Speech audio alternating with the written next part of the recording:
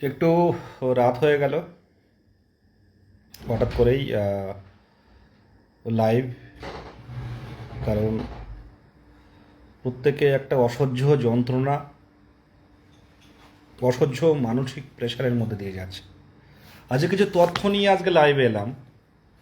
কিছু ও, তথ্য নিয়ে ডিটেলস নিয়ে লাইভে এলাম। আজকে এই নিয়োগের বিষয়, এটা কি হবে বা কি হতে চলেছে, আমার যে ক্যালকুলেশন যেটুকু বুঝতে পারছি। হ্যাঁ, শুনতে পাচ্ছেন? শোনা যাচ্ছে?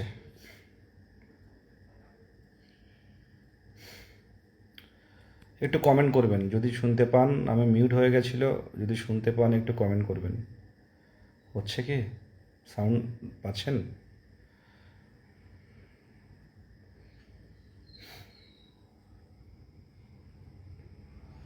কেউ একটু কমেন্ট করবেন প্লিজ।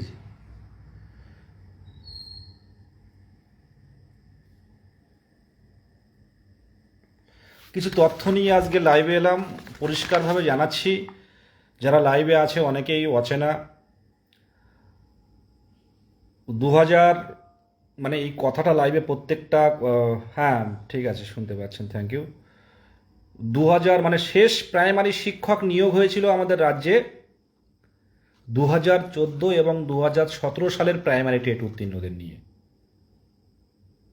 2018 সাল থেকে অপেক্ষা যারা প্রশিক্ষণ নিয়েছিল যে কোনো শিক্ষক, প্রাথমিক শিক্ষকে অংশগ্রহণ করবে বলে, যাদের প্যাশান, যাদের স্বপ্ন ছিল যে আমি প্রাথমিক শিক্ষক হতে চাই বা প্রাথমিক শিক্ষিকা হতে চাই, সেই 18 সাল থেকে যারা ডিএলএড প্রশিক্ষণ রাজ্যের বিস্তীর্ণ এলাকায়, সেই কোচবিহার থেকে শুরু করে একদম কাকদ্বীপ, এই 23টা জেলার ক্যান্ডিডেটরা বুকে স্বপ্ন নিয়ে,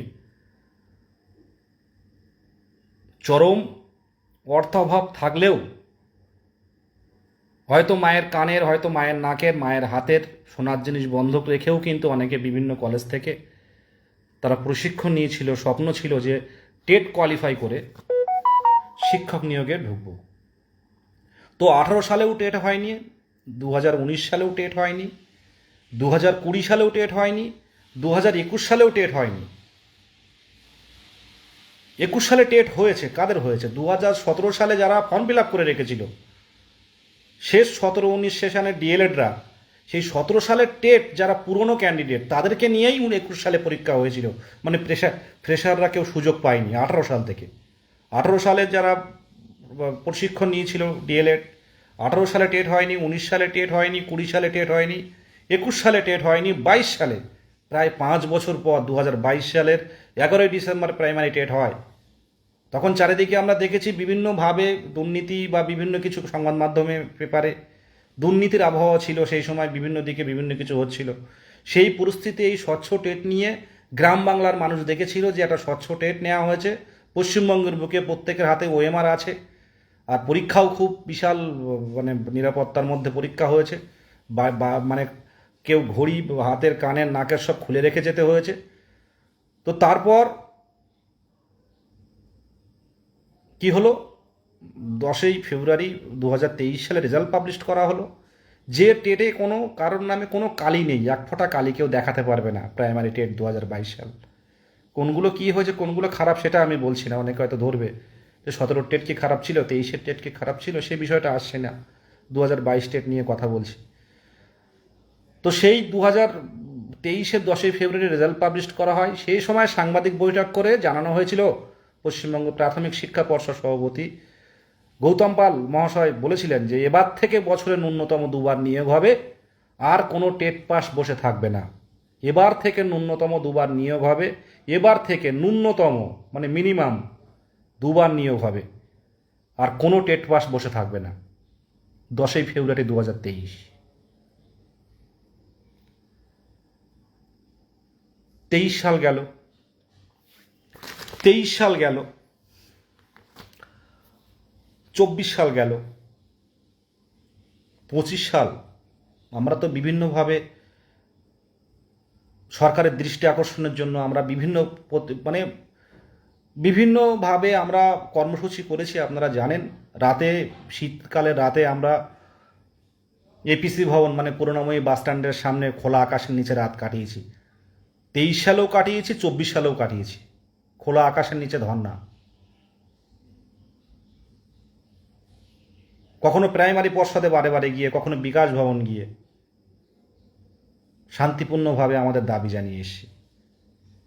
কখনো শেষ পর্যায়ে যখন দেখছি আরও 3 বছর পেরিয়ে যাচ্ছে, তখন চাকরি প্রার্থীরা, 23টা জেলার ক্যান্ডিডেটরা, তারা কিন্তু দিকে দিকে একটা স্বতঃস্ফূর্ততা ভাব দেখিয়েছিল, যেটা প্রথমে ছিল না। তো যারা অনেকেই প্রেগনেন্ট দিদিরাও কিন্তু আন্দোলনে চলে এসেছিল যে আমাদের নিয়োগ চাই। সেই এ যাবৎকালে সেরা মুভমেন্ট এই এপিসি ভবনে যে করুণাময়ী যে বিক্ষোভটা হলো, শান্তিপূর্ণ, কারোর কোনো সমস্যা হয়নি। মানে 23টা জেলার ক্যান্ডিডেটরা স্বতঃস্ফূর্তভাবে নেমেছিল। এ যাবৎকালে এত ক্যান্ডিডেট রাজপথে নামতে কেউ দেখিনি। তার পরপরই যখন নোটিফিকেশন আসলো না, বিধানসভা অভিযান, আপনারা প্রত্যেকেই জানেন, সেই দিনেই কিন্তু সাংবাদিকরা শিক্ষামন্ত্রীকে জিজ্ঞাসা করেছিলেন যে 2022 সালে টেট উত্তীর্ণদের কবে নিয়োগ দেবেন। তখন বলা হয়েছিল যে শূন্যপদ কালেক্ট হচ্ছে, খুব দ্রুত নিয়োগ হবে। তো সেটা হতে হতে সেপ্টেম্বর, 25শে সেপ্টেম্বর 2025 নোটিফিকেশান এলো, মানে পুজোর ছুটি হবে, ঠিক সেই পুজোর ছুটির দিনেই নোটিফিকেশান এলো হঠাৎ করে। ভ্যাকান্সি দেওয়া হলো 13,421টি ভ্যাকান্সি, যেটা যা শূন্যপদ, দিকে দিকে যে শূন্যপদ আছে। রাজ্যের প্রাথমিক স্কুলগুলোর অবস্থা, আমি বলি, শুধু এই সরকার নয়, বামফ্রন্টের একদম শেষ পর্যায়ে মাঝামাঝি থেকেই কিন্তু এই প্রাথমিক, এই গরিব মেহনতি রিক্সাওয়ালা, চাওয়ালা, যাদের সন্তানদের একমাত্র এই অবৈতনিক প্রাথমিক বিদ্যালয়, এই বিদ্যালয় নিয়ে উদাসীনতা এই বাম আমল থেকেই হয়ে আসছে। তারপর এখন বেশি আকারে ধারণ করেছে। আর শুধু রাজ্য নয়, এই প্রাথমিক বিদ্যালয় নিয়ে অনীহা এটা সেন্ট্রালেও আছে, কেন্দ্রীয় সরকারের। কারণ কেন্দ্রের প্রায় 1 লক্ষ স্কুল, একজন শিক্ষক বা শিক্ষক নেই। রাজ্যের প্রায় 5,000-এর কাছাকাছি, যদিও সমীক্ষা বিকাশ ভবন বলছে 2,315টি স্কুলে একজন শিক্ষক বা কোনো শিক্ষক নেই। অন্য জায়গার শিক্ষক নিয়ে কোনোভাবে চালানো হচ্ছে। তারপরও এত কম ভ্যাকান্সি, 13,421। দিকে দিকে বেসরকারি স্কুল বাড়ছে, প্রত্যেকটা মোড়ে মোড়ে বেসরকারি স্কুল তৈরি হচ্ছে, সরকারি বই দিয়ে তাদেরকে সাপোর্ট করা হচ্ছে। আর প্রাথমিক স্কুলগুলো, অনেকেই বলে, আমার সাথে কথা হয়, অনেকেই বলেন যে প্রাথমিক স্কুলগুলো কেন দেবে, নিয়োগ করবে কেন? কারণ প্রাথমিক স্কুলে শিক্ষার্থী নেই, কেন নিয়োগ করবে, শুধু শুধু বসিয়ে কেন টাকা দেবে? কিন্তু এটাও ঠিক যে শিক্ষার্থী কেন আসছে না।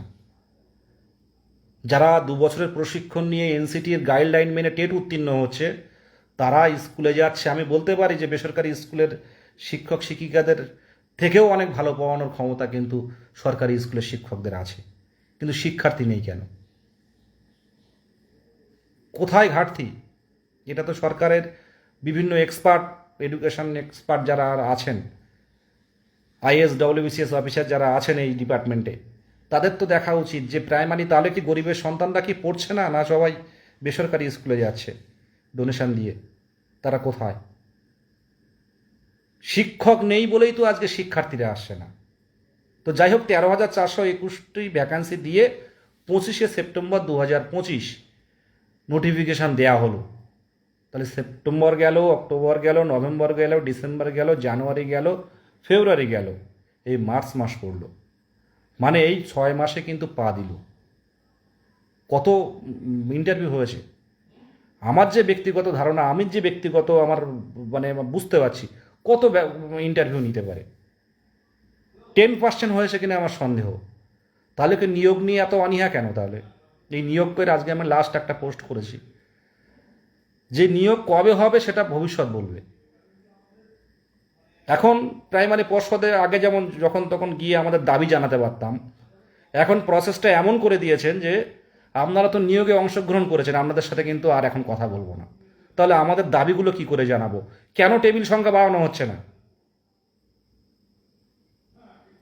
একটা সুযোগ পেতে যদি আমার সে 18 সাল থেকে অপেক্ষা করতে হয়, তাহলে আমাদের জীবন যৌবন কি দরকার? যাদের 35-40 বছর বয়স, ক বছর চাকরি করবে?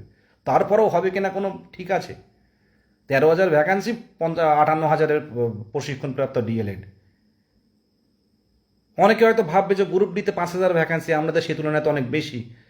কিন্তু গ্রুপ ডি ফ্রেশাররা পরীক্ষা দেয়, ক্লার্কে ফ্রেশাররা পরীক্ষা দেয়। কিন্তু এই প্রাইমারি শিক্ষক কিন্তু সবাই ট্রেনিং প্রাপ্ত, প্রত্যেকের ট্রেনিং আছে কিন্তু। এবং ট্রেনিং হলে হবে না, তারপরে কিন্তু টেট কোয়ালিফাইড হতে হবে। টিচার এলিজিবিলিটি টেস্ট কোয়ালিফাইড হলেই আপনি ইন্টারভিউয়ের সুযোগ পাবেন। তো সেই সুযোগ পেতে পেতে 18 সাল থেকে যদি অপেক্ষা করে আজকে 26 সালের মার্চ মাস এসে গেল, তাই এতদিন করলে যদি এখন আমরা প্রতিবাদ করি, প্রতিবাদ করতে পারবো না।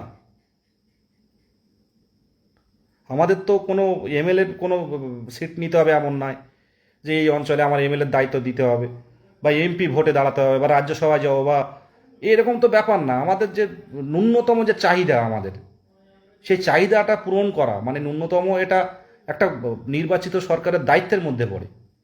আজকে লাইভ করছে, অনেকেই দেখবে, অনেকেই আমার, অনেকে আছেন দাদারা, নেতা মন্ত্রী অনেকে আছেন, কিন্তু এটা নিজের দিয়ে ভাবলে অনেকেই বুঝতে পারেন ব্যাপারটা, যে সত্যিই তো এদের দরকার। কেন আন্দোলন করতে হবে আমাদের এই জায়গায় দাঁড়িয়ে? বারবার একটা কথা বলি, দেখুন আমি এই যে লাইভে বললাম, একভাবে কিন্তু সরকার বিরোধী নয়, আর সরকার বিরোধিতা করাও কিন্তু আমাদের কাজ নয়। আমি বলেছি সেন্ট্রালে কিন্তু 1 লক্ষ স্কুলের শিক্ষক শূন্য। প্রাইমারি স্কুলের সমস্যায় অবৈতনিক প্রাথমিক বিদ্যালয় নিয়ে অনীহা সিপিএম আমল থেকে হয়ে আসছে। ওরা শিশু শিক্ষা কেন্দ্র করে দিল। কি করলো সিপিএম আমলে, বামপন্থী আমলে, বামফ্রন্ট আমলে?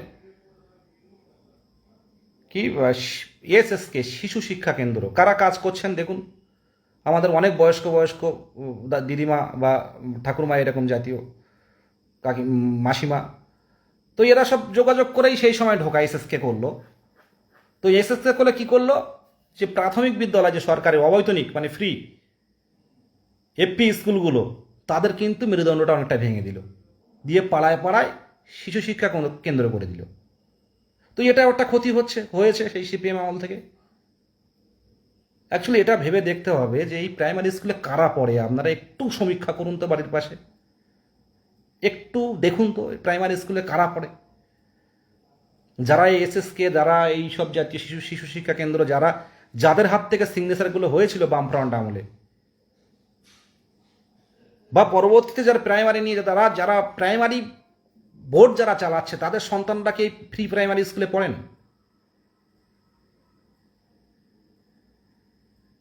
একটু দেখুন তো ভালো করে। আপনারা একটা প্রসেস শুরু করলেন 2 মাস পরে, সেটা যেখানে টেবিল সংখ্যা বাড়ানোর দরকার, যেখানে 2,000 2,500 করে ইন্টারভিউ নেওয়ার দরকার, সেখানটা মাত্র 500 জন করে নিয়ে এগিয়ে যাচ্ছেন, মাঝখানে 10 দিন 15 দিন করে ডিউরেশন দিয়ে। আমাদের কি জীবন যৌবনের কোনো মূল্য নেই? আপনাদের সন্তানরা ব্যাক কাপ দেখলে আপনারা ঘাটাঘাটি করলে দেখতে পাবেন, সব বিদেশে পড়াশুনো করেন। তবে আমরা যারা বেঁচে আছি, এই দুর্ভাগ্যরা যারা, যে প্রাইমারি শিক্ষক হব, আমাদের কি কোনো আবেগের মূল্য নেই? আমাদের যে স্বপ্নের কোনো মূল্য নেই? আমরা আসছেন, যাচ্ছেন, অফিস করছেন, বেরিয়ে যাচ্ছেন, সুযোগটুকু পেতে 18 সাল থেকে অপেক্ষা। শুধু সুযোগটুকু পেতে 18 সাল থেকে অপেক্ষা। আন্দোলন করলে বাড়ি থেকে তুলে নিয়ে যাওয়া হবে আগের রাতে, কিংবা কলকাতায় গেলে সেখান থেকে পুলিশ অ্যারেস্ট করে নিয়ে রাত 10টা পর্যন্ত বসিয়ে রাখবে। এটাই সিস্টেম হয়ে দাঁড়িয়েছে।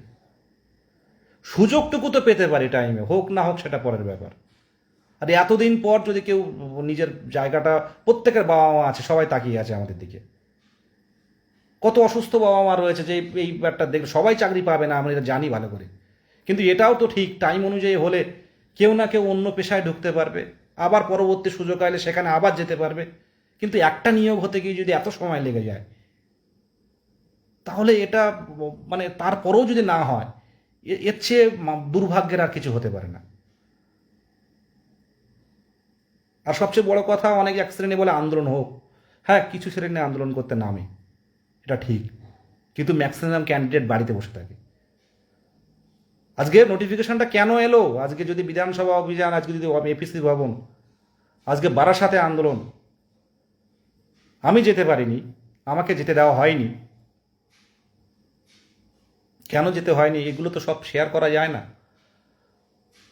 তো নোটিফিকেশানটা এলো, টানা 2 মাস বসিয়ে রাখা হলো। কেন প্রতিবাদ করব আমরা? আজকে যদি এই যে 6 মাসের মধ্যে যদি ক্লিয়ার হয়ে যেত ইন্টারভিউটি হয়ে গিয়ে, আমরা কি করতাম?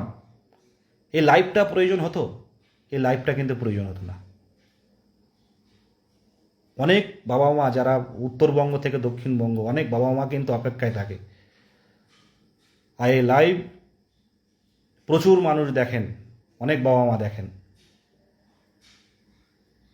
অনেক বাবা মা তারা ফলো করেন অপেক্ষায়, যে কিছু কোনো আপডেট আছে কি না, ছেলেটা এতদিন অপেক্ষা করছে।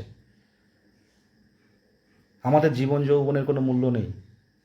18 সাল থেকে যারা প্রশিক্ষণ নিয়েছে, আমি মাননীয় মুখ্যমন্ত্রীর সাথে একবার দেখা করতে পারলে, শিক্ষামন্ত্রীর সাথে দেখা করেছি, তো আমি বলতাম, আমার দিক থেকে অন্তত বলতাম যে 18 সালের যারা ডিএলএড করেছিল তারা সুযোগ পায়নি, 22 এসে পরীক্ষা দিয়েছে, মানে 22-এর শেষে ডিসেম্বর মাসে, তারা আজও নিয়োগের সুযোগটুকু পায়নি। এটা বলতাম। আপনারা এই গণতান্ত্রিক সিস্টেমে যদি আপনারা স্বতঃস্ফূর্ত না হন, যদি আপনাদের যাদের ইন্টারভিউ হয়ে গেছে তারপরেও আপনাদের পথে নামতে হবে, তাহলে এই বঞ্চনায় থেকে যাবে। আজকে এই যে 13,421 ভ্যাকান্সি, এটা 30,000 দেওয়া যেত না? আমরা তো আনন্দ করে বাহবা দিতাম এই সরকারকে যে 30,000 ভ্যাকান্সি দিয়েছে। ভোট চাইতে মানুষের কাছে যেতে হয় না। ভোট যদি সঠিকভাবে গণতন্ত্রের কাজ করা হয়, যদি সঠিকভাবে কাজ করা হয় মানুষের স্বার্থে, হ্যাঁ কাজ হচ্ছে মানছি, কিন্তু রাজ্যে অনেক প্রকল্প হচ্ছে, হওয়া থেকে একদম মরা পর্যন্ত, সত্যি অনেক প্রকল্প আছে, এটা মানতে হয়। অনেক প্রকল্প আছে মানুষের স্বার্থে, কিন্তু এটাও ঠিক রাজ্যের নিয়োগটা কিন্তু নিয়োগের উদাসীনতা রয়েছে।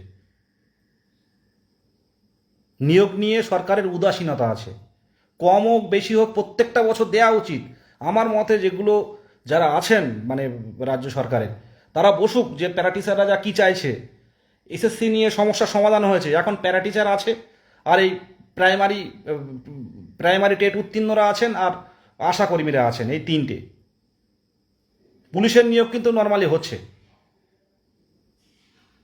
কিন্তু সবচেয়ে বড় কথা, অন্যান্য পেশা একরকম, কিন্তু এই পুলিশ আর মাস্টার তো এক করলে হবে না। এই যে প্রাথমিক শিক্ষক বা হাই স্কুলের শিক্ষক, এগুলো তো তৈরি করবে, ও আশাকর্মীকে তৈরি করবে, ও পুলিশ যারা আছে বা যে পেশায় যারা আছেন না কেন, যাচ্ছেন না কেন, আগে কিন্তু এই প্রাইমারি স্কুলে তাদের হাতে ঘড়ি হবে। সেই শিক্ষা নিয়ে কিন্তু উদাসীনতা, আবারও বলছি, বামফ্রন্ট আমল থেকে ছিল। বামফ্রন্ট অবৈতনিক প্রাথমিক বিদ্যালয় নিয়ে উদাসীনতা দেখিয়েছিল শেষের দিকে, আর সেটা এখন আস্তে আস্তে শুধু আমাদের রাজ্য নয়, এটা কেন্দ্রেও ছড়িয়ে গেছে। এই অবৈতনিক বিদ্যালয় যত ধ্বংস হবে, প্রাইমারি যে বেসরকারি স্কুলগুলো যত হবে, তত বেসরকারি স্কুলের মালিকগুলো দেখুন, আপনারা দেখলে বুঝতে পারবেন কারা পিছনে আছে। এটা দেখতে পাচ্ছি, প্রত্যেকের মনে কিন্তু একটা অসন্তোষ তৈরি হচ্ছে। শেষ প্রাথমিক শিক্ষক নিয়োগ হয়েছিল 2014-17 নিয়ে। আবারও বলছি, 2022 সালে হয়তো নিয়োগ হয়েছে, কিন্তু আবারও বলছি, শেষ প্রাইমারি শিক্ষক নিয়োগ হয়েছিল 2014 এবং 2017 টেট নিয়ে। এই কথাটার মধ্যে কিন্তু অনেক কষ্ট লুকিয়ে আছে। 17 সাল আর 18 সাল থেকে যারা ডিএলএডে ভর্তি হয়েছিল, তখন কিন্তু ভালো, প্রায় 70-80 হাজার টাকা করে কিন্তু ডিএলএড হতো বেসরকারিতে করতে গেলে। তো সেই 18 সাল, 19 সাল, 20 সাল, 21 সাল, 22, 23, 24, এই 25, 26 বেরিয়ে গেল, কত বছর হিসেব করুন তো। 18-20 সেশনে যারা ডিএলএড করেছে, আমার এই লাইভ দেখলে অনেকে হয়তো রাগ করবে, অনেকের চোখের বালি হব যে এই টাইমটা লাইভ করছে, কিন্তু এটাও সত্যি যে বৃদ্ধ বাবা মা, তাদের মুখের দিকে তাকিয়ে আর থাকা যায় না, তাদের মুখের দিকে তাকালে আর থাকা যায় না। অনেকের বাবা দেখতে দেখতে মারা গেছেন, অনেকের মাও মারা গেছেন, তাদেরও অবস্থা কাউকে বলতে পারে না। অনেকে চুপ হয়ে গেছে। আগে যারা গ্রুপে দেখতাম বিভিন্ন জায়গায়, চুপচাপ মানে এই স্বতঃস্ফূর্ততা ছিল, কিন্তু অনেকে চুপ হয়ে গেছে এই বাস্তবতার সাথে না লড়তে পেরে। যারা অফিসার রয়েছে, যারা আধিকারিক রয়েছে, এনাদের কিন্তু কোনো সমস্যা নেই, এনাদের কোনো দুঃখ নেই,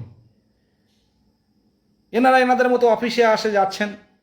আর প্রাইমারি শিক্ষা পর্ষদ সভাপতি গৌতম পাল মহাশয় কী বলেছিলেন যে 10ই ফেব্রুয়ারি 2023 সাল, এবার থেকে বছরে দুবার নিয়োগ, ন্যূনতম দুবার নিয়োগ, কোনো টেট পাস বসে থাকবে না। আর কি হলো শেষ পর্যন্ত? সে 23 সাল থেকে আজ 26 সাল হয়ে গেল। আর কি বলেছিলেন যে 50,000 শূন্যপদ আছে। আর কি বলেছিলেন আমি শূন্যপদ পেলেই 3 মাসের মধ্যে নিয়োগ দেব। আর এখন দেখা করতে গেলে বলবে আপনারা প্রসেসে ঢুকে গেছেন, দেখা করব না। খুব দ্রুত আজকে যা হয় হবে। টেবিল সংখ্যা বাড়াতে হবে, ভ্যাকান্সি ইনক্রিজ করতে হবে দাবিতে কিন্তু ইতিমধ্যে কিন্তু আমরা কিন্তু আমাদের দাবি নিয়ে কিন্তু আমরা যাব শান্তিপূর্ণভাবে। আমাদের সাথে কোনো আলোচনা করা হচ্ছে না যে কিভাবে এগোনো হচ্ছে, কথা টেবিল বাড়ানো হচ্ছে। টেবিল সংখ্যা কিন্তু বাড়েনি, আর বাড়লেও কতটা বেড়েছে এটা তো আমাদেরও জানার দরকার আছে, প্রসেসটা কিভাবে এগোচ্ছে।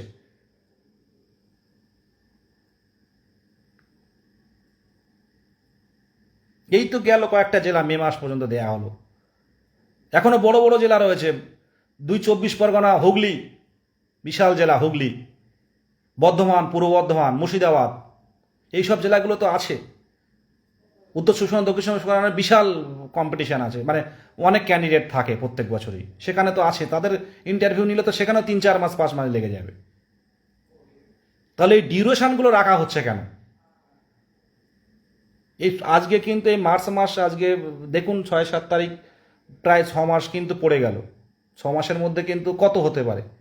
20%, যা 20% হয়েছে 58,000, 20% কত হিসেব করুন, 60,000 হিসেব করুন না, করে দেখুন 20,000 হয়েছে কিনা। হয়নি। এ শেষ কোথায় তা আমরা জানি না।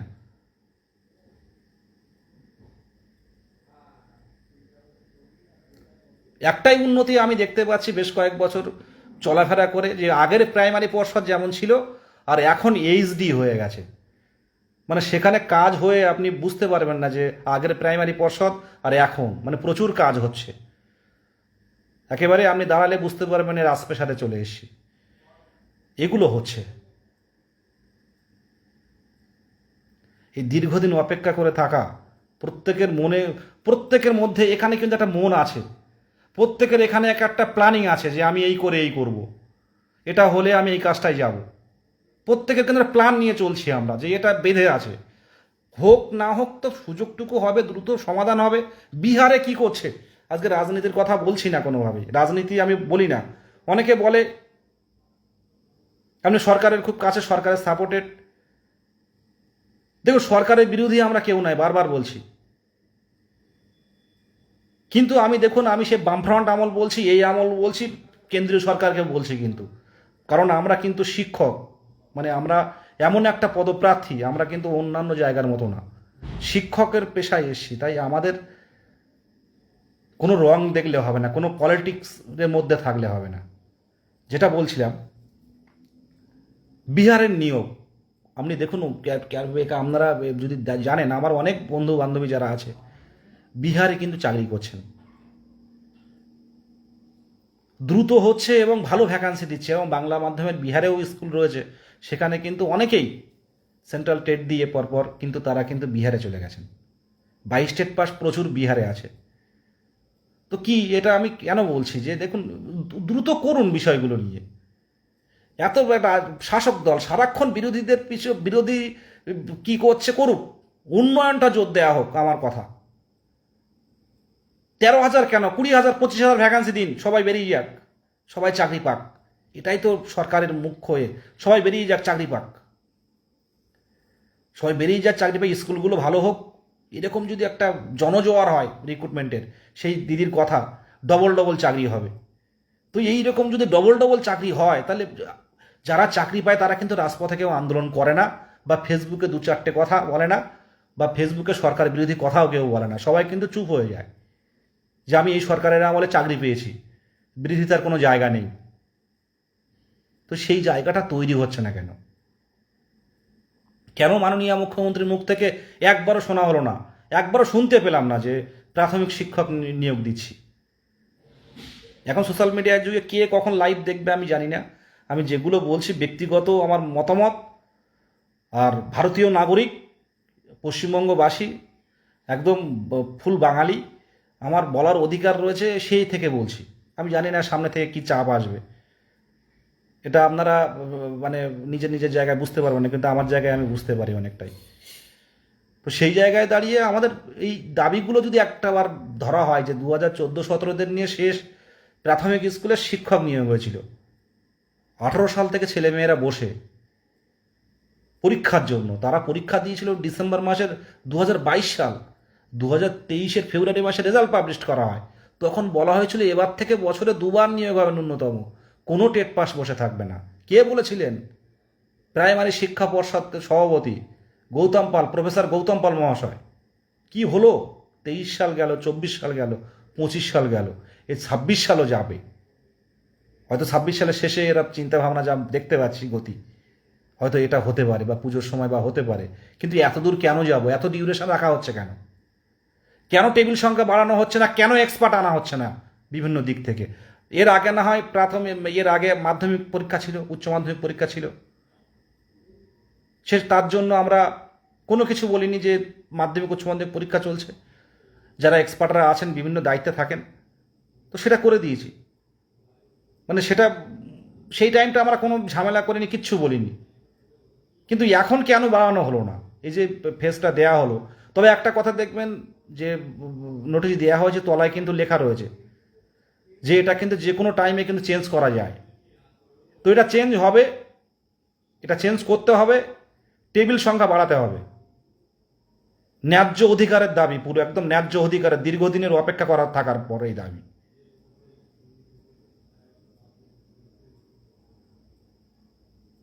সবাই দেখতে পাচ্ছি যে এই শুধুমাত্র এই আমার বাড়ির আশেপাশে নিজের ভাই বা অনেকে আছে যারা তামিলনাড়ু থাকে, তামিলনাড়ু এই পলিটিক্সগুলো নেই,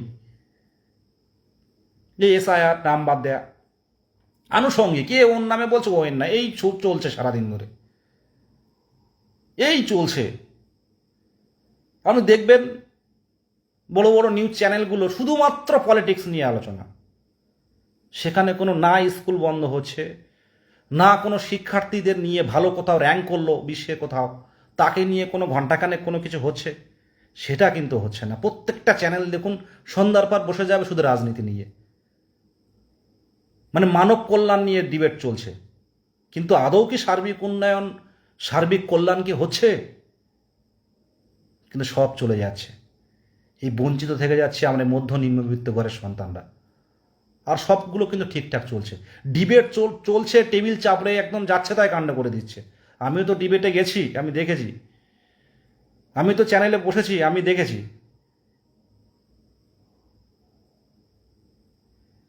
ডিবেট চলছে, এ ওর নামে বলছে, ও পার্টি এর নামে বলছে, দিনের শেষে এক জায়গায় বসে কিন্তু চা কফি কিন্তু খাচ্ছেন, চানাচুর খাচ্ছেন, চিপস খাচ্ছেন, ক্যাডবেরি খাচ্ছেন।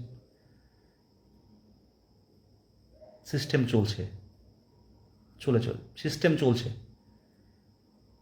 এটাই। আবারও বলছি, বঞ্চিত থেকে যাচ্ছে আমরা মধ্য নিম্নবিত্ত ঘরের সন্তানরা, যারা না পাচ্ছি সামনে এগোতে, না পাচ্ছি পিছিয়ে যেতে, শুধু নীরব চোখে তাকিয়ে থাকতে হচ্ছে, শুধু দেখে যাচ্ছি।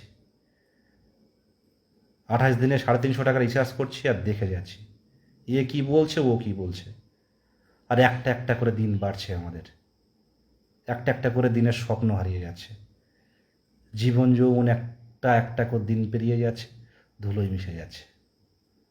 ভাবুন, নিজের থেকে ভাবুন, লাইফটা হয়তো দেখলে অনেকে হয়তো যারা চাকরি করেন তারা হয়তো হাসবে, বা অনেকের সহানুভূতি থাকবে, দেখলে একটা একটা করে দিন পেরিয়ে যাচ্ছে।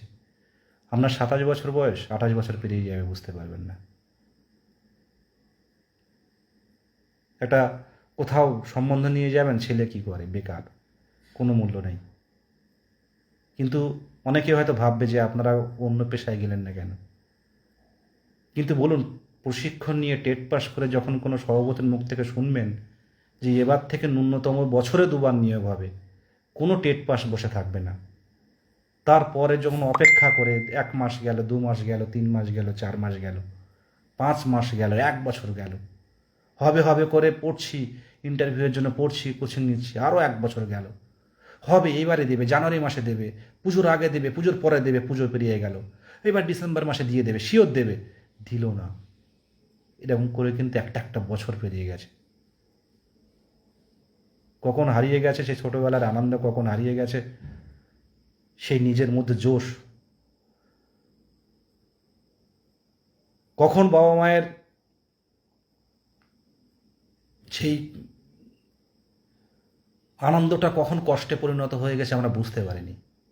আশেপাশে তাকান একটু, আর এখন সত্যি কথা বলতে গিয়ে একটা মানসিক চাপ, মানসিক রুগীতে পরিণত হয়ে গেছি যারা আমরা 2022 সালে টেট উত্তীর্ণ হয়েছি। প্রত্যেকেই দেখুন না, কেউ ভালো নেই। আজকে এনওএসরা যারা প্রশিক্ষণ নিয়েছে, অনেক বন্ধুরা আছে, তারাও কিন্তু ফিরে যাচ্ছে, ইন্টারভিউ দিতে পারছে না। আমি শুনছিলাম একজন বোনের মানে অসুস্থ ছিল, মানে প্রেগনেন্ট ছিল, তো পরীক্ষার হল থেকে বেরিয়ে এসে সে মানসিক চাপ সহ্য করতে পারেনি, একটা ব্যাড অ্যাকশান হয়েছে। কত ক্যান্ডিডেট দূর দূর থেকে এসছে, উত্তরবঙ্গ থেকে, পরীক্ষা দিতে পারেনি, মানে ইন্টারভিউ দিতে পারেনি, ভেরিফিকেশানে আটকে গেছে। প্রত্যেকের কিন্তু স্বপ্ন নিয়ে আসে, প্রত্যেকেই। কিন্তু কি হয়েছে জানেন, প্রত্যেকেই কিন্তু আমরা প্রত্যেকেই কিন্তু নিজের জায়গাটা, প্রত্যেকেই এই যে প্রশিক্ষণ যারা নিয়েছে প্রত্যেকে চাইছে ভ্যাকান্সিটা বাড়ুক, অন্তত আমার স্বপ্নটা পূরণ হোক। এই জায়গাটাই কিন্তু ব্যাপার। যদি সরকার হাত উজাড় করে দিত যে যারা আছো টেট পাস প্রত্যেকেই পাবে, তখন কিন্তু প্রত্যেকটা মায়ের মুখে হাসি ফুটত, আর প্রত্যেকটার এই মানসিক রোগীদের একদিনেই কিন্তু রোগ সুস্থ হয়ে যেত। আজ কী করছি আমরা? বিশাল পড়ে যাচ্ছি, বিশাল পড়ে যাচ্ছি, যে করে হোক আমার ভ্যাকান্সিটা রাখতে হবে। কিন্তু বাস্তবটাও মানতে হবে, কিন্তু 58,000-এর ফর্ম ফিল আপ, তবুও কিন্তু আমরা জায়গা ছাড়ছি না। প্রত্যেকেই কিন্তু ডেমনস্ট্রেশন দিচ্ছি, প্রত্যেকেই কিন্তু প্রত্যেকটা বই পড়ছি, যাতে এখন তো কোথা থেকে কীভাবে ধরছে আমরা জানি না। আমিও নিজে পড়ছি, চেষ্টা চালিয়ে যাচ্ছি, কিন্তু তবুও একবার মাথার কানের কাছে একটাবার যেন কেউ বলছে যে এত কম ভ্যাকান্সি, কত ক্যান্ডিডেট রয়েছে, অনেক কম, বয়স পেরিয়ে গেছে, কিন্তু একাডেমিক অনেক লো, তারা কী করে এর মধ্যে আসবে? ভ্যাকান্সি বাড়লে কিন্তু এই স্কোরটা নিয়ে কিন্তু অতটা ভাবনা থাকতো না। ঠিক আছে, এই শেষ কথাটাই বলছি, আমরা শুধুমাত্র দেখে যাচ্ছি সোশ্যাল মিডিয়াতে, সংবাদ মাধ্যমে, শুধু রাজনীতি, শুধু পলিটিক্স। এ ওর নামে বলছে, সাংবাদিক গিয়ে তাকে বলছে আপনার নামে এই বলেছে, ওর নামে এই বলেছে। কি হচ্ছে আদৌ, কি হচ্ছে? চাতক পাখির মতো চেয়ে আছি আমরা একটা কর্মসংস্থানের জন্য, ভালোভাবে বাঁচার জন্য, একটা দুবেলা দুমুঠো অন্ন জোগানোর জন্য, একটা প্যাশান, নিজের স্বপ্ন পূরণের জন্য স্কুলের শিক্ষক হব। কি অপরাধ আমাদের! অনেক ক্যান্ডিডেটের যোগ্যতা আছে, অনেক ক্যান্ডিডেটের যোগ্যতা আছে একটা এমএলএ হওয়ার, এমপি হওয়ার, কিন্তু সেদিকে কিন্তু তারা যায়নি। তারা কি চেয়েছে? আর এই যারা প্রাথমিক শিক্ষক পদে যারা আসছে, তারা কি? তারা এই মধ্য নিম্নবিত্ত ঘরের সন্তানরা। কারো বাবা চাষি, কারো বাবা মৎস্যজীবী, কারো বাবা কোথাও গিয়ে রিক্সা চালায়, কেউ কৃষক বললাম আমি, কেউ কারখানায় কাজ করে, কেউ বাইরের রাজ্যে কাজ করে, কেউ নদীতে মাছ ধরে, কেউ বন জঙ্গলে কাঠ কাঠ লতা পাতা কুড়ায়, কেউ কেন্দু পাতা সংগ্রহ করে, পুরুলিয়া, ঝাড়গ্রাম, তাদের ঘরের সন্তানরাই তো এই ডিএলএড প্রশিক্ষণ নেয়, নিয়ে এই টেট পাস করার জন্য পড়াশুনো করে রাত জেগে। টেট পাস করে যখন দীর্ঘ 5 বছর অপেক্ষা করে থাকতে হয়, এর চেয়ে দুর্ভাগ্যের আর কী হতে পারে? আজকে যারা বন্দুক ধরেছিল মাওবাদী, তাদেরকে ডেকে এনে চাকরি দেওয়া হচ্ছে।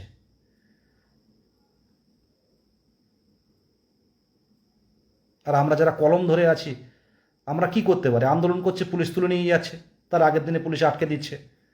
কি হচ্ছে এগুলো? কেন? এর সমাধানটা কবে হবে? কেন যোগ্যতা থাকা সত্ত্বেও এতগুলো ক্যান্ডিডেট এইভাবে দিনের পর দিন শুধু দেখে যাবে?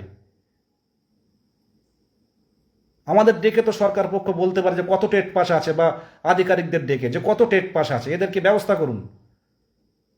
সেই টাকাটাগুলো তো প্রত্যেকটা পয়সা তো আমাদেরই ট্যাক্সের পয়সা দেয়া। কোনো একটা পেন কিনতে গেলেও আপনাকে ট্যাক্স দিতে হয়, একটা খাতা কিনতে গেলেও আপনাকে ট্যাক্স দিতে হয়। তাহলে সরকারের একটা গণতান্ত্রিক পদ্ধতিতে একটা নির্বাচিত সরকার, তাই দায়িত্ব থাকবে না কর্মসংস্থান দেওয়ার?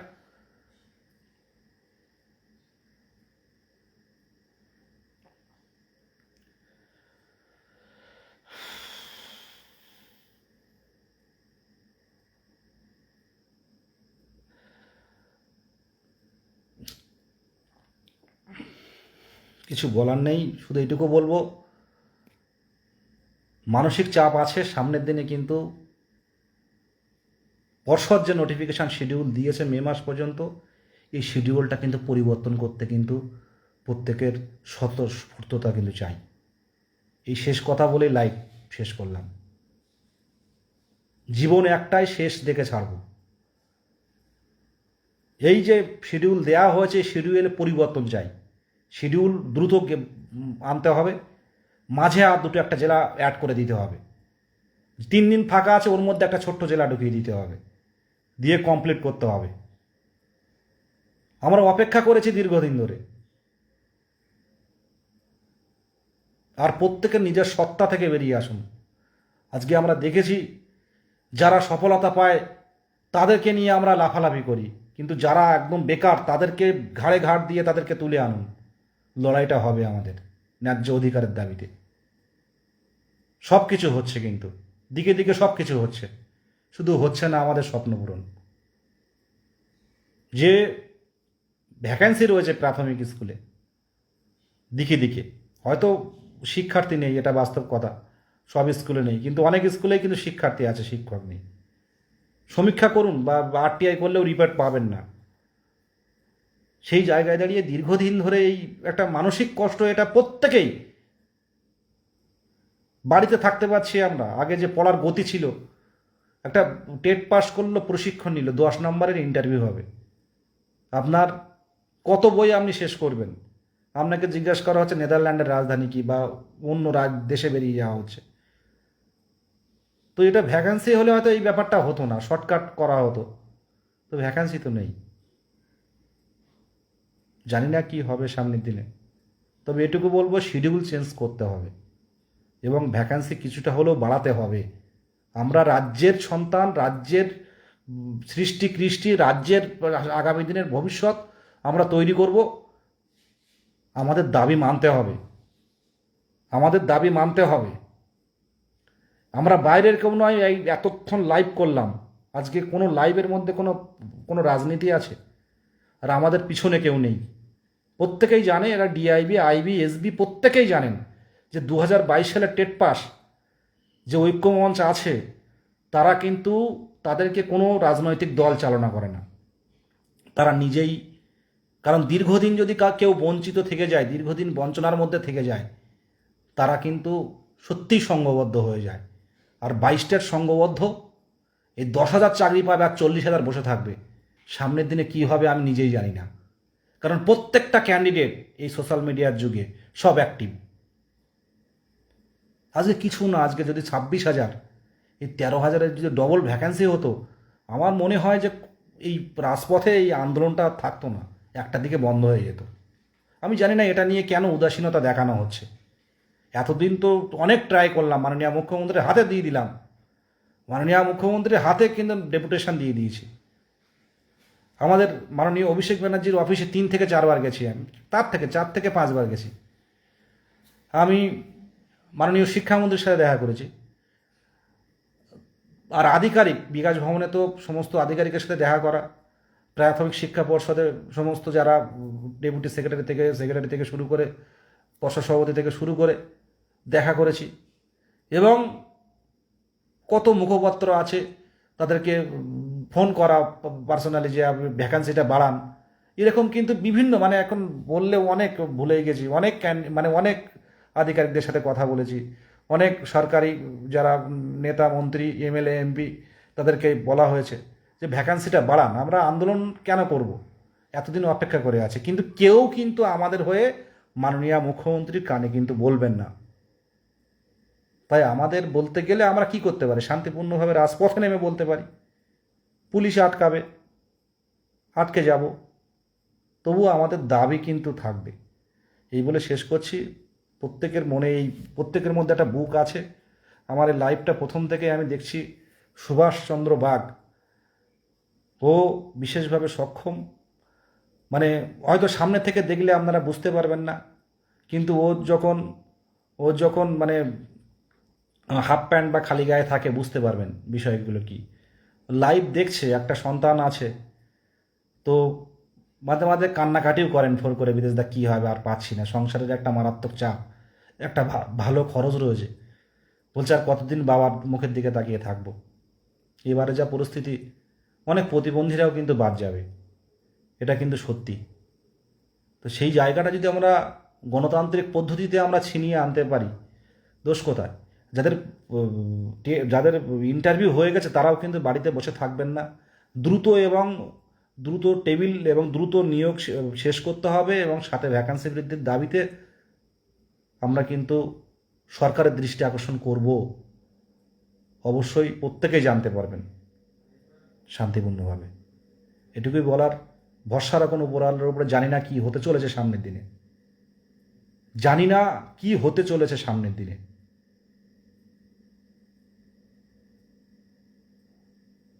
প্রচুর কষ্ট লাগে যারা দিকে দেখে মিজানুর ভাই লাইভ দেখছে, বসিরহাট বাড়ি। বয়স হচ্ছে, কত ক্যান্ডিডেট বয়স হচ্ছে, কত ছেলেরা মেয়েরা আছে যারা ফোন করেন, দাদা এদিন হবে, এদিন কি হবে, শেষ হবে, বাড়িতে বিয়ের চাপ দিচ্ছে, বা এরকম অনেক ক্যান্ডিডেট, অনেক পিএইচ ক্যান্ডিডেট রয়েছে। সে তাদের কথা বলে, তাদের কষ্ট হয়, কথা বলে, কত কথা বলতে পারে না। অনেক অন্ধ ক্যান্ডিডেট রয়েছে, অন্ধ। তো এরকম আছে অনেকে, কিন্তু কিছু বলার নেই। ফোন করে, রোজ ফোন আসে, কিন্তু কি বলবো। যাই হোক, বলতে হবে। সামনের দিনে অন্তত যদি আরও 10,000 ভ্যাকান্সি যদি নিয়ে আসা যায়, সেই দিকটা অনেক আধিকারিকদের কাছে যেটুকু দেওয়ার দিয়েছি, এখনও পর্যন্ত কোনো রিপোর্ট নেই। সামনের দিনে কিন্তু দেখা হচ্ছে প্রত্যেকের সাথে, এটুকুই বলার। যা হয়, জীবন তো একটাই জীবন, শেষ পর্যন্ত লড়ে দেব, যা আছে কপালে সেটাই হোক। আর জীবনে কিছু সত্যি কথা বলতে কি, এই প্রায় 3 বছরের মতো যে মানে আমাদের জার্নি, এই পরিশ্রম কিন্তু আলাদা করে কিছুর বিনিময়ে কিন্তু ওজন করতে পারবে না, কিছুর বিনিময়ে তুলনা করতে পারবেন না। এই 3 বছরের যে জার্নিটা, অনেক ক্যান্ডিডেটের সংঘবদ্ধতায় কিন্তু এই জার্নি তৈরি হয়েছে। প্রথমে 10-12 জন করে আমরা যেতাম, তো এই জার্নিটা শেষ করতে চাই খুব দ্রুত। একটা কর্মসংস্থানের খুব দরকার, মানে মানসিক পরিস্থিতি, নাহলে এত রাতে লাইভে আসতাম না। যাই হোক, অনেক তথ্য আছে, সামনের দিনে সব করা হবে। আর শেষ হয়নি, সবে শুরু হলো। আর আপনারা ভাববেন না যে ইন্টারভিউ শেষের পথে। ইন্টারভিউ 10% ইন্টারভিউ হয়েছে কিনা আমার সন্দেহ। 10% হোক বা 15% হোক, ইন্টারভিউ কিন্তু হয়নি, সবে তো শুরু হচ্ছে। বড় জেলা বলতে কি নদিয়াকে ধরা হলো, কতদিন লাগলো ভেবে দেখুন। কত ক্যান্ডিডেট হতে পারে নদিয়া, হিসেব করে দেখুন। যাই হোক, আমাদের নিয়ে ভাবতে হবে, কারণ প্রাথমিক শিক্ষা পর্ষদ যতগুলো স্টাফ আছে, আধিকারিক আছে, সকলের কিন্তু একটাই লক্ষ্য, যে মানে প্রাথমিক স্কুলের শিক্ষার অগ্রগতি প্রত্যেকের লক্ষ্য। আর শিক্ষার অগ্রগতি গ্রাম অঞ্চলে, প্রান্তিক মানে একদম প্রত্যন্ত গ্রামে এই শিক্ষা, ফ্রি অ্যান্ড কম্পালসারি এডুকেশন, বিনামূল্যে শিক্ষা পৌঁছে দিতে গেলে কিন্তু শিক্ষক প্রয়োজন, গাইডেন্স প্রয়োজন। সেই গাইডেন্স কিন্তু আমরা সকলেই জানেন। বড় বড় অফিস আছে, আকাশচুম্বী অট্টালিকা, সবারই কিন্তু একটাই লক্ষ্য, যে প্রাথমিক স্কুলগুলো শিক্ষা যাতে বিভিন্ন দিকে ছড়িয়ে যায়, যাতে স্কুল ছুট না থাকে, যাতে প্রশিক্ষণ প্রাপ্ত শিক্ষক পৌঁছে দেওয়া যায় প্রত্যেকটা স্কুলে স্কুলে, সেটাই কিন্তু লক্ষ্য প্রত্যেকের। সেই লক্ষ্য শেষ হয়েছিল 2014 এবং 2017 নিয়োগ দিয়ে, আর সেই 18 সাল থেকে এখনো পর্যন্ত ক্যান্ডিডেটরা বসে আছে। এটা আমাদের দুর্ভাগ্য। প্রত্যেককে শুভরাত্রি জানাই, একই কথা রিপিট হচ্ছে। অনেকেই লাইভে শেষ পর্যন্ত দেখেন, অনেক বাবা মাও লাইভ দেখেন। প্রত্যেকের উদ্দেশ্যে বলছি, অপেক্ষা করুন, দেখা যাক, কোনো না কোনো সময় পরিস্থিতি পরিবর্তন হতে পারে সামনের দিনে। যাদের সবচেয়ে সমস্যা হচ্ছে কাদের, যাদের বয়স আর নেই, যাদের বয়স যাদের বয়স নেই তাদের কাছে কিন্তু এটা একটা বড় সমস্যা। আর যাদের 22-23 বছর বয়স, 21 বছর বয়স, তাদের ক্ষেত্রে টেট পাস মানে তারা কোথাও না কোথাও কোনো না কোনো দিন তারাও কিন্তু বেরিয়ে যাবে। কিন্তু যাদের 43 বছর বয়স হয়ে গেছে, যাদের, তারা এই প্যানেলে না হলে বাদ চলে যাবে। সমস্যাটা তাদের বেশি। আর সামনের দিনে যা পরিস্থিতি তৈরি হচ্ছে, টেট পাস পাওয়াটা কঠিন হয়ে যাবে যদি প্রত্যেক বছর এই 10-15 হাজার করে নিয়োগ হয়।